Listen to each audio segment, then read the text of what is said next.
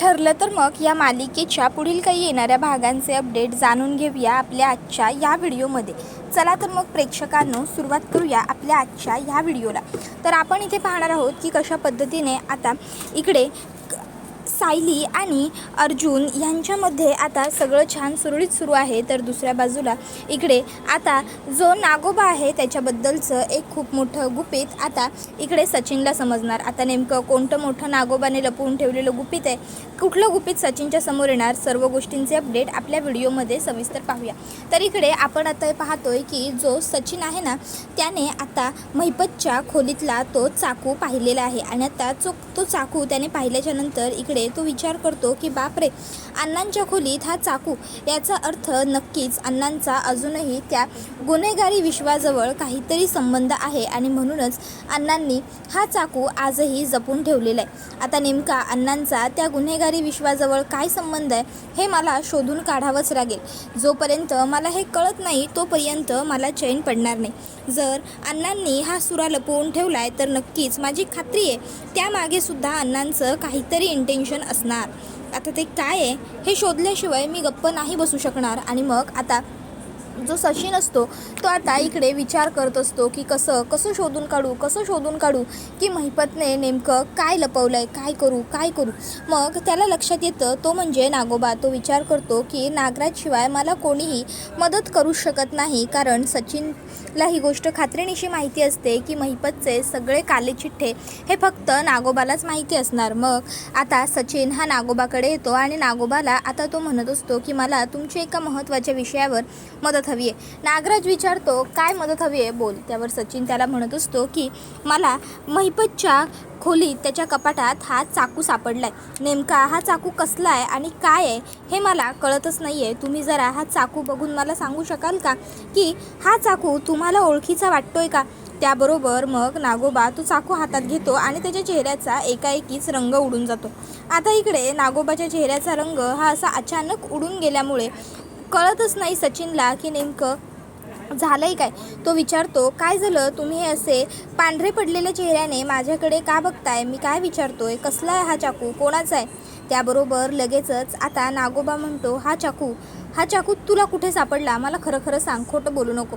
त्यावर तो म्हणतो अहो मी का खोटं बोलेन, मी म्हटलं ना की मला हा चाकू अण्णांच्या खोलीत त्यांच्या कपाटात सापडला म्हणून, सांगा ना काय माहिती आहे ह्या चाकूबद्दल तुम्हाला। त्याबरोबर मग नागोबा सांगू लागतो हा तोच चाकू आहे ज्या चाकूने मी त्या म्हाताऱ्यावरती हल्ला केला होता, हा तोच चाकू आहे ज्या चाकूने मी त्या मधुभाऊचा खून करायचं ठरवलं होतं। त्याबरोबर आता मग लगेचच इकडे सचिन म्हणतो काय, त्यावर नागराज सांगतो हो हा तोच चाकू आहे। त्यावर मग सचिन म्हणतो अहो पण मग हा चाकू अण्णांकडे काय करत होता, आता तर त्या घटनेला 2-3 वर्ष होऊन गेली ना।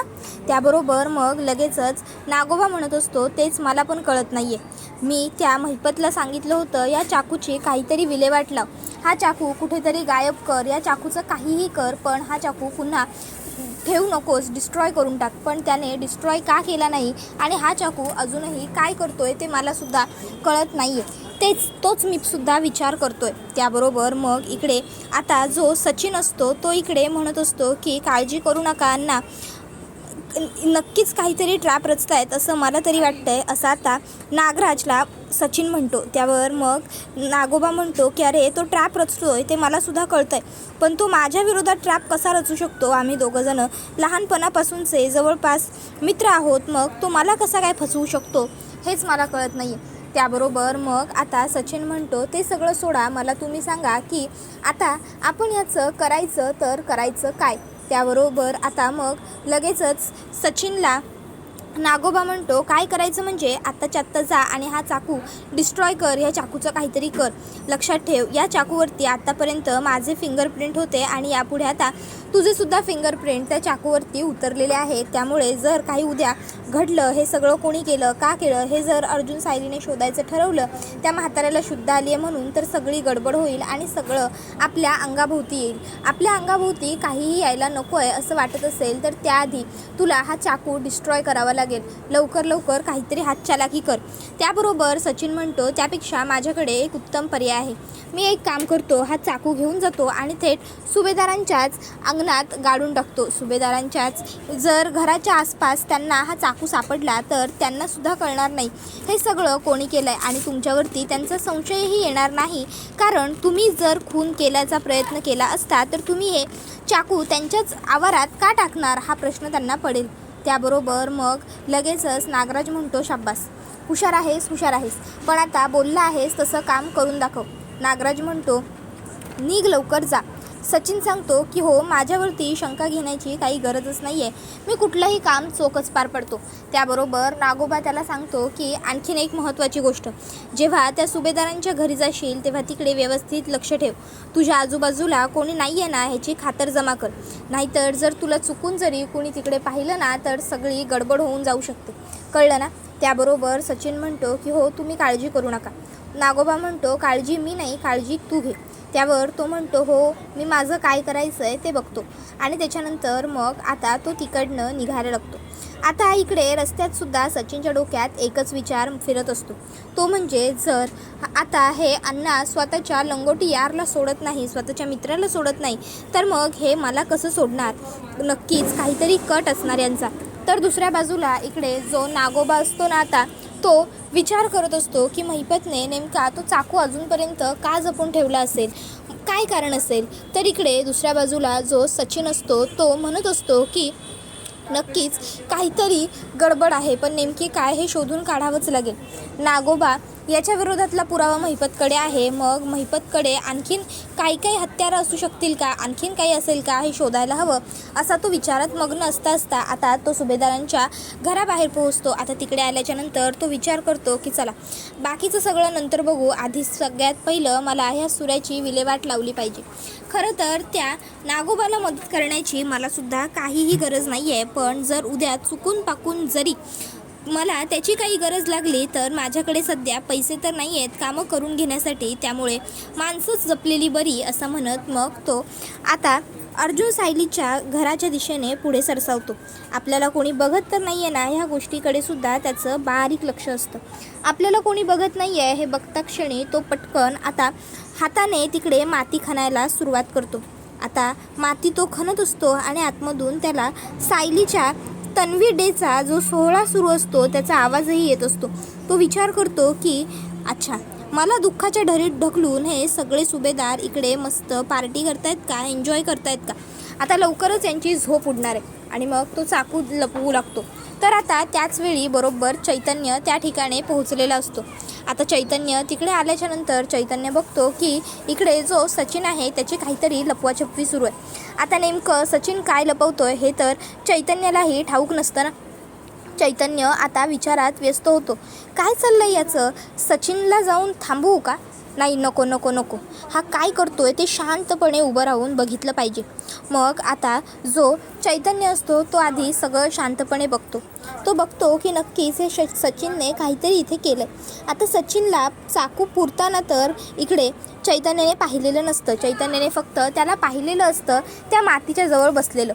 मग तो विचार करतो की नाही, ह्या सचिनच्या इथे येण्यामागे नक्कीच काहीतरी हेतू असणार आहे. आता हा इकडे कशाला आला होता, काय झालं होतं हे सगळं शोधून काढावं लागेल. त्यासाठी मला हे सगळं काही अर्जुनला जाऊन सांगावं लागेल. अर्जुनच आता ह्या सगळ्यातून मध्यमार्ग काढू शकेल. आणि मग आता ताबडतोब चैतन्य तिकडनं अर्जुनकडे धाव घेतो. चैतन्य बघतो की आतमध्ये सायलीच्या आनंदाचा गौरव सुरू आहे, सोहळा सुरू आहे. सगळेजण आता कौतुकाने सायलीचं म्हणजे सजावटीचं काम करत आहेत. तर दुसऱ्या बाजूला इकडे जी सायली असते ती मात्र खोलीतच बसून असते. आता सायली ही विचार करत असते की काय झालं असेल, घरातले सगळे माझ्यापासून काय लपवत असतील. मी एवढं सगळ्यांना विचारण्याचा प्रयत्न करते पण मला कोणी साधं काहीही सांगायला तयार नाही आहे. एवढं काय खास असेल यांचं जे मला सांगताच येत नसेल कोणाला. काहीतरी गडबड नक्की आहे. काय असेल, काही वाईट तर बातमी नसेल ना. प्रियाच्या बाबतीत नाही, प्रियाच्या बाबतीत नाही, प्रियाच्याच बाबतीत असू शकतं. अश्विन भाऊजी नाराज आहेत म्हटल्यावर प्रिया सोडून दुसरं काय कारण असणार. एवढ्या चांगलं अश्विन भाऊजींच्या चेहऱ्यावरचं हसू पळवून लावण्यामागे त्या प्रियाचाच तर हात आहे. खरंच बिचारं ते मूल तिच्या पोटी येणारं त्याचं काय नशीब असणार आहे. आई ह्या परीची आहे त्याची म्हटल्यावर जाऊ दे, मला खरंच त्या बाळाचं खूप वाईट वाटतं असा विचार सायली करत असते. पण मग त्याचवेळी आता सायलीला खाली काहीतरी कुरबुर सुरू असण्याचा आवाज येतो. ती खाली जायला उठते, परत विचार करते नको, मी खाली जाऊन काही उपयोग होत नाही. सध्या ही लोक मला त्यांच्यामध्ये घेत आहेत कुठे, मग मी खाली कशाला जाऊ असा विचार करून ती पुन्हा तिथेच बसून घेते. सायलीच्या मनातून जातच नसतं की घरातल्यांचं काहीतरी सुरू आहे आणि ते लोक मला सहभागी करून घेत नाही आहेत. नेमकं काय सुरू आहे, काय सुरू आहे, काय सुरू आहे असं सायलीचं सुरू असतं. तर आता इकडे जी सायली आहे ती तिच्या विचारांमध्ये व्यस्त असताना अर्जुनला घरातले विचारतात, काय रे अजून तुझी बायको खाली कशी आली नाही किंवा खाली डोकावली कशी नाही. त्यावर अर्जुन म्हणतो की तुम्ही काय करताय विचारून उगाचच्या उगाच तिची आठवण काढू नका, नाहीतर ती 0 मिनिटात हजर होईल. तुम्ही तुमची कामं आटपा, तयारी करा. एकदा का आपलं सगळं काम आटपलं, आपली सगळी तयारी झाली ना की त्यानंतर मी जाऊन स्वतःहून तिला खाली घेऊन येईन. पण सध्या कुणीही तिची आठवण काढूच नका, शांतपणे काम करा. मे बी मगाशी झोपली नव्हती, आत्ता जाऊन झोपली असेल. त्याबरोबर मग त्या ठिकाणी चैतन्य विचार करतो की जरी घरातलं काम चांगलं असलं तरी मी अर्जुनपासून गोष्टी लपवल्या आणि पुढे काही प्रॉब्लेम झाले तर वाट लागेल, त्यापेक्षा मी अर्जुनशी बोलणंच योग्य ठरेल. मग चैतन्य अर्जुनला म्हणतो, अर्जुन एक छोटासा प्रॉब्लेम झाला. अर्जुन म्हणतो, आता काय झालं आहे चैतन्य, लवकर बोल. चैतन्य म्हणत असतो, अर्जुन अरे मी आत्ता तू मार्केटमध्ये जायला सांगितलंस म्हणून जात असताना मला आपल्या त्यावर अर्जुन म्हणतो, अरे बोल ना काय. त्यावर तो म्हणतो, मला आपल्या गार्डन एरियामध्ये सचिन दिसला. त्यावर अर्जुन म्हणतो, व्हॉट, सचिन आपल्या गार्डन? नाही चैतन्य तुझा ना मे बी काहीतरी गैरसमज झाला आहे. चैतन्य अरे तो कशाला येईल इकडे. त्यावर चैतन्य म्हणतो, अरे अर्जुन मी खरंच बोलतो आहे, मला खरोखर सचिन दिसला होता, मी खोटं बोलत नाही आहे. तो आपल्या गार्डन एरियामध्ये जो झोपाळा आहे तिथल्या मातीजवळ बसून काहीतरी कुरबुर करत होता. खरं तर मी मगाशीच तुला सांगायला येणार होतो, पण मी विचार केला की तुला कशाला सांगू, घरामध्ये एवढा आनंदाचा सोहळा आहे, एवढं वातावरण चांगलं आहे. पण शेवटी विचार केला की नको, लपवाछपवी करायला गेलो आणि पुढे जाऊन काही प्रॉब्लेम झाला तर वाट लागेल, म्हणून मग मी इथे आलो आणि तुला शेवटी सगळं काही सत्य सांगितलं. अर्जुन मला तरी काहीतरी गडबड आहे असंच वाटतंय, नेमकी काय गडबड आहे हे शोधून काढायला हवं. बघ काहीतरी सुरू आहे त्या सचिनचं असं मला जाणवत होतं. मी ताबडतोब जाऊन त्याला थांबवणार होतेच, पण तोपर्यंत प्रॉब्लेम झाला, तो म्हणजे तो तिकडनं निघून गेला. त्याबरोबर मग आता लगेच अर्जुन म्हणतो की जर सचिन खरोखर इकडे आला असेल, तो तुझा भास वगैरे नसेल, तर यामागे नक्कीच काहीतरी मोठं आणि गहन कारण असणार आहे. सचिन नेमका इकडे का आला होता, त्याचं काय काम होतं हे आपल्याला बघावं लागेल. त्यावर मग चैतन्य म्हणतो, हो अर्जुन अगदीच बरोबर बोलतोयस. त्यावर अर्जुन म्हणतो, पण एक महत्त्वाची गोष्ट, या सगळ्याबद्दल सध्या तरी सायलीला काहीही समजता कामा नये. चैतन्य म्हणतो, अर्जुन अरे पण. अर्जुन म्हणतो, ऐक माझं प्लीज, सायलीला काहीही कळायला नको, नाहीतर ती नाराज होईल तिच्या कार्यक्रमात. तर दुसऱ्या बाजूला इकडे जो अश्विन असतो तो आता त्याच्या विचारामध्ये मग्न असतो. मघाशी सगळ्यांच्या समोर सायली वहिनीशी खोटं बोलण्यासाठी मी प्रियाच्या नावाचा आधार घेतला.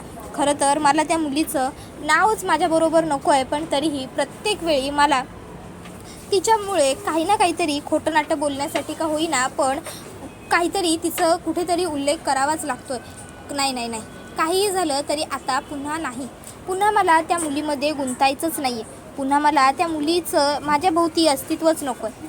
सगळ्यांच्या समोर मी नाटक करतो असं म्हणत असलो तरीसुद्धा मनाच्या कोपऱ्यात कुठेतरी आजही मला तिची आठवण का सतावते, का मला त्रास होतो, या गोष्टींचा विचार आता अश्विन करत बसलेला असतो. तर त्यावेळी आता अचानक त्याच्या फोनचं नोटिफिकेशन वाजतं. तो फोन सुरू करतो तर त्याला एक लहान मुलांचं म्हणजे स्टेशनरी सामानाचं नवीन दुकान उघडलं आहे त्यांच्या एरियामध्ये, त्याचं नोटिफिकेशन आलेलं असतं. आता ते कपड्यांवरती सेल वगैरे असतो ते पाहून एका क्षणासाठी अश्विनला आठवतं प्रिया त्याच्याकडे आली होती आणि ती त्याला जीव तोडून सांगत होती की मी प्रेग्नंट आहे आणि मी तुझ्याच बाळाची आई होणार आहे, खरंच. आणि मग एका क्षणासाठी अश्विन विचार करतो की खरोखर जर आता इथे ती असती तर खरोखर आम्ही किती छान एकत्र राहिलो असतो, आम्ही छान खरेदी वगैरे केली असती. असो, त्याच्यानंतरनं मग इकडे आता जी पूर्ण आजी असते तीसुद्धा देवाकडे प्रार्थना करत असते की आता माझ्या तन्वीच्या आयुष्यात फक्त सुख, समृद्धी, समाधान आणि भरभराट येऊ दे. आता माझ्या तन्वीला कसलीही अडचण नको यायला, तन्वी माझी सुखात राहायला हवी. त्याबरोबर हा व्हिडिओ इथेच संपतो. व्हिडिओ आवडला असेल तर व्हिडिओला लाईक करा, चॅनलवर नवीन असाल तर चॅनलला सबस्क्राईब करा आणि बेल आयकॉन आठवणीने प्रेस करा, जेणेकरून तुम्हाला पुढच्या प्रत्येक व्हिडिओचं नोटिफिकेशन मिळत जाईल आणि सर्व व्हिडिओंचा आनंद हा अगदी उत्तम पद्धतीने घेता येईल. चला तर मग मग प्रेक्षकांनो आजच्या पुरतं इथेच थांबूया. पुढचा व्हिडिओ येईपर्यंत या व्हिडिओचा आनंद घेत राहा. तुम्हाला ठरलं तर मग ही मालिका कशी वाटते हे आम्हाला कमेंटमध्ये सांगायला विसरू नका. चला तर मग प्रेक्षकांनो आजच्या पुरतं इथेच थांबूया. पुढचा व्हिडिओ येईपर्यंत टाटा बाय बाय. धन्यवाद. Take care all of you.